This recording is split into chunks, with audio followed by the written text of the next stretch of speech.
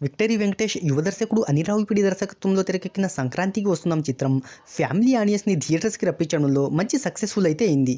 So ఈ చిత్రం 4వ రోజు కలెక్షన్లను తెలుసుకోబోయే ముందు ఒక చిన్న రిక్వెస్ట్, మన ఛానల్లోని వీడియోస్ చూసి నచ్చితే సబ్స్క్రైబ్ చేసి లైక్ కొట్టి షేర్ చేయండి. జనవరి 14న రిలీజ్ అయిన ఈ చిత్రం కేవలం 3 రోజుల్లో 100 కోట్లను వసూలు చేసి వెంకటేష్ కెరీర్లో అత్యధిక వసూళ్లు సాధించిన చిత్రంగా నిలిచింది. నటీనటుల రెమ్యునరేషన్, ప్రమోషన్ ఖర్చులతో అన్నీ కలుపుకొని ఈ చిత్రాన్ని 80 కోట్ల రూపాయలతో వెంకటేశ్వర క్రియేషన్స్ బ్యానర్పై నిర్మాత దిల్ రాజు నిర్మించారు. ఈ చిత్రం ప్రీ రిలీజ్ బిజినెస్ విషయానికి వచ్చేతలకి ప్రపంచవ్యాప్తంగా 42 కోట్లు జరిగింది. ఆంధ్ర నైజాంలో 33 కోట్లు, ఇతర రాష్ట్రాలు ఓవర్సీస్తో కలిపి 9 కోట్ల రూపాయల బిజినెస్ జరిగింది. అలా ఈ చిత్రం ప్రపంచవ్యాప్తంగా 42 కోట్ల రూపాయల బిజినెస్ జరిగింది. సో ఈ చిత్రం లాభాల్లోకి రావాలి అంటే 85 కోట్ల గ్రాస్ వసూళ్లను రాబట్టాలి.